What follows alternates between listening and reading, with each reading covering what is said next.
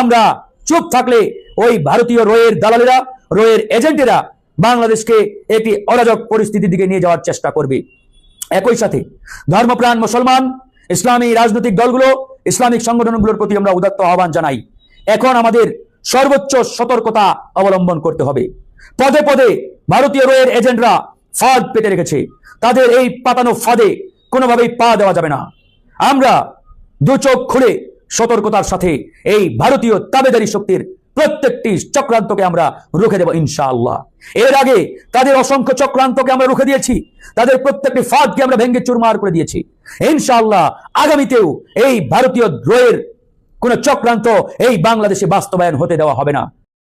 দেশে ভারতীয় পরিকল্পনায় একটি সাম্প্রদায়িক দাঙ্গা লাগানোর ব্যাপক চেষ্টা অব্যাহত রেখেছে ভারতীয় রয়ের যে এজেন্ট বা গোয়েন্দা সংস্থার লোকজন। ইতিমধ্যেই আপনারা দেখতে পাচ্ছেন বেশ কিছু হিন্দুত্ববাদী উগ্র সংগঠন, তাদের যে তৎপরতা, তাদের যে অশুভ কর্মকাণ্ড, এগুলো নানাভাবেই দেশকে বেকায়দায় ফেলার জন্য, এই দেশকে একটি অরাজক পরিস্থিতির দিকে নিয়ে যাওয়ার জন্য তারা চেষ্টা চালিয়ে যাচ্ছেন। আজকে চট্টগ্রামে তরুণ আইনজীবী সাইফুল ইসলামকে গলা কেটে হত্যা করা হয়েছে এবং তারা এটার মাধ্যমে বাংলাদেশে একটি দাঙ্গা লাগানোর যে চেষ্টা, এই চেষ্টা সফলভাবে জনগণের মধ্যে ছড়িয়ে দেওয়ার পরিকল্পনা সূক্ষ্মভাবে আমাদের জনগণের মধ্যে ছড়ে দিয়েছে। স্বাভাবিকভাবেই যখন একজন মুসলমান আইনজীবীকে হত্যা করা হবে, গলা কেটে জবাই করা হবে, এটা এদেশের ধর্মপ্রাণ মুসলমান মেনে নিতে পারে না, মেনে নেবে না। তারা মাঠে নামবে এবং এটাকে একটা দাঙ্গার দিকে নিয়ে গিয়ে আন্তর্জাতিক বিশ্বকে ভারত এবং তার দোসররা দেখানোর চেষ্টা করবে বাংলাদেশে সাম্প্রদায়িক দাঙ্গা লেগে গেছে। ছাত্র জনতার যে সরকার, ডক্টর মোহাম্মদ ইউনূসের যে সরকার, এই সরকার ব্যর্থ।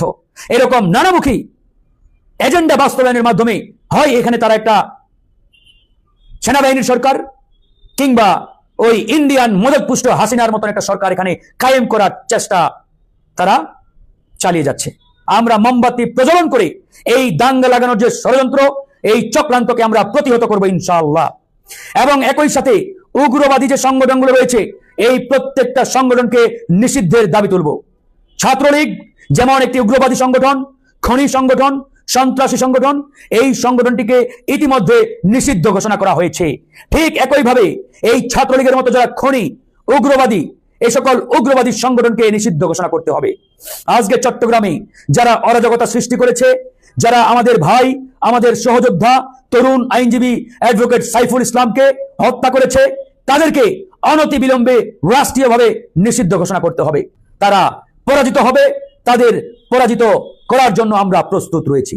তাই বন্ধুগণ, মুসলমানদের বলবো, ইসলামিক দলগুলোকে বলবো, সকল শক্তিকে বলবো, আমরা বাংলাদেশে সম্প্রীতির যে বন্ধন আমরা দেখিয়েছি, এখানে হিন্দুরা আমাদের ভাই, বৌদ্ধরা আমাদের ভাই, খ্রিস্টানরা আমাদের ভাই।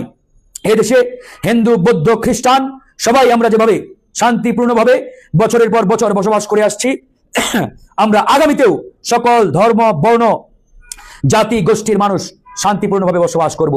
কিন্তু যারা ধর্মের নাম ব্যবহার করে ধর্মীয় লেবাসে এদেশে উগ্রবাদী কর্মকাণ্ড করার চেষ্টা করছে, সাম্প্রদায়িক দাঙ্গা লাগানোর চেষ্টা করছে, চক্রান্ত করছে, ষড়যন্ত্র করছে, এরা পরিষ্কারভাবে সন্ত্রাসী, উগ্রবাদী। এরা কোনো ধর্মের নয়। এরা হোক মুসলমান কিংবা খ্রিস্টান কিংবা হিন্দু, ধর্মের পরিচয় এরা কখনোই বহন করে না।